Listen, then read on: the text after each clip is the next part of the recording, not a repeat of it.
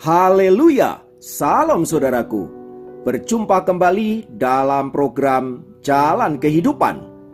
Masih dalam segmen Sapa Jemaat di Rumah, kita akan bersaat teduh bersama-sama agar sepanjang hari yang akan kita lalui hari ini sungguh menjadi hari yang menyenangkan dan diberkati oleh Tuhan. Mari kita berdoa. Bapa, kami rindu lawatan-Mu melawat kami.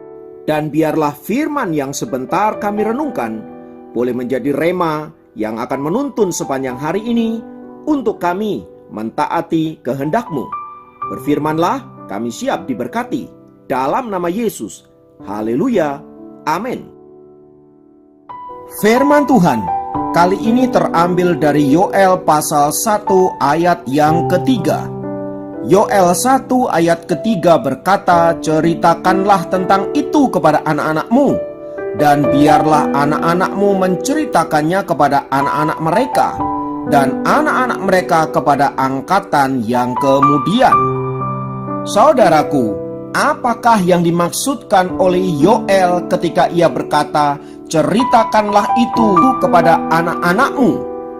Nabi Yoel ingin memberitahu bangsa Israel bahwa bencana yang menimpa mereka itu tidak terjadi begitu saja, melainkan karena Allah lah yang menggerakkan itu untuk menegur dosa-dosa mereka. Seperti apakah bencana yang dialami oleh orang Israel itu?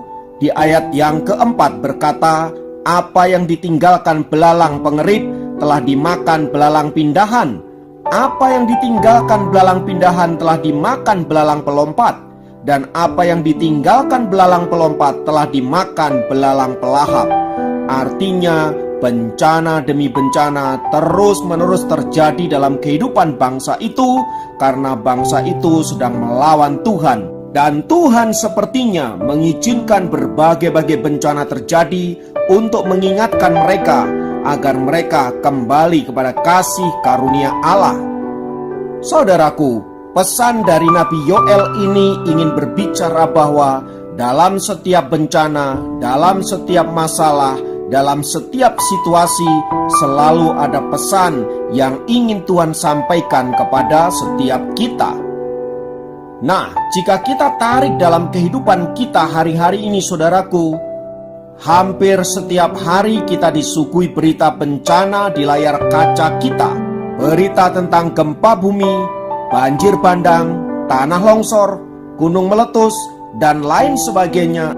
Silih berganti, sepertinya tidak ada henti. Terlebih saat situasi itu terjadi di tengah-tengah kondisi melawan COVID-19, tentu ini bukanlah hal yang mudah untuk dilewati. Yang menjadi pertanyaan adalah, apakah bumi kita semakin tua? Atau ulah manusia yang semakin menggila, mengeksploitasi bumi demi uang? Atau Tuhan sudah mulai bosan dengan tingkah pola manusia yang selalu berbuat dosa? Semua itu menjadi pertanyaan dan perenungan kita masing-masing, saudara-saudara. Kira-kira apa makna terjadinya bencana yang begitu rupa melanda negeri kita, bahkan dunia?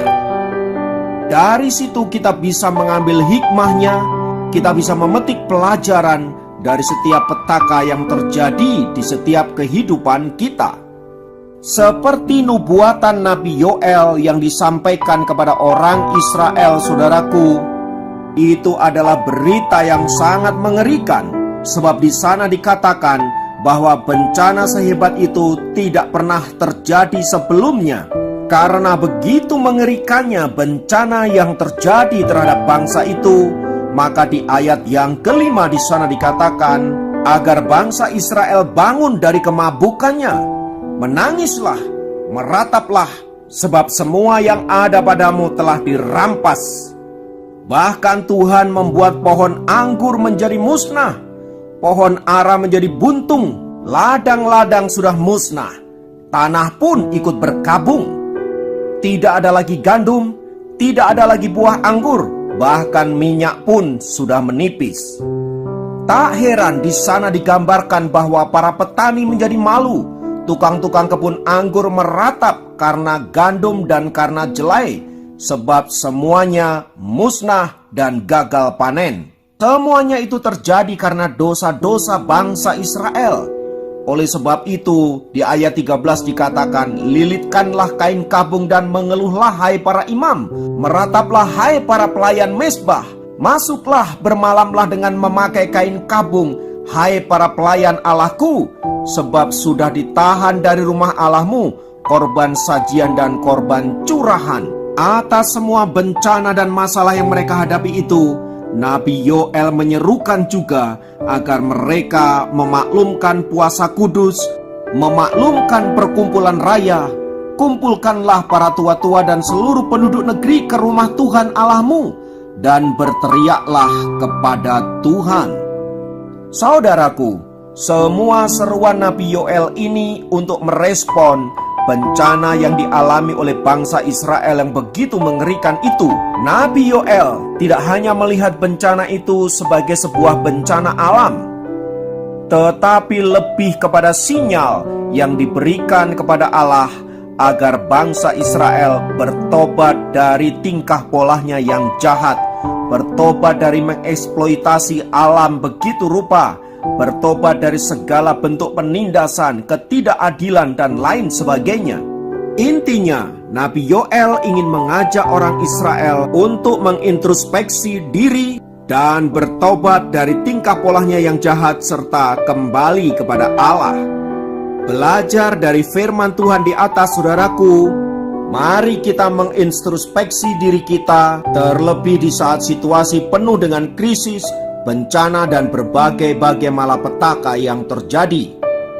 Dan mari kita jujur di hadapan Allah bahwa seringkali semua itu terjadi karena dosa-dosa kita, manusia yang tidak pernah puas dengan kasih dan anugerah yang Tuhan sudah berikan kepada kita. Mari kita kembali kepada Tuhan. Mari kita memohon pemulihan Allah agar semua bencana, semua masalah yang terjadi dalam hidup kita dapat diatasi dengan baik dan kita kembali menjalani kehidupan secara normal. Kiranya firman Tuhan ini memberkati kita semua. Mari kita berdoa. Di dalam nama Tuhan Yesus kami berdoa untuk situasi yang saat-saat ini sedang terjadi melanda negeri kami, melanda kehidupan kami. Kiranya Tuhan menolong kami, memulihkan kami, menguatkan kami. Dan biarlah lewat situasi ini membuat kami semakin sadar bahwa kami perlu Tuhan dan bahwa kami perlu bertobat kembali kepada jalan-jalan Allah. Kiranya kekuatan-Mu, kiranya hikmat-Mu menyertai kami, sehingga berkat Tuhan senantiasa tercurah bagi kehidupan kami dan bagi bangsa dan negara kami. Terpujilah Engkau Tuhan kekal selamanya. Dalam nama Yesus kami berdoa. Haleluya. Amin.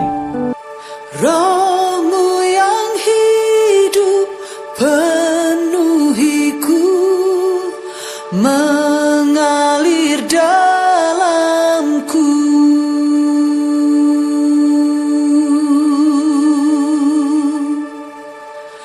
Jiwaku tenang bersamamu dalam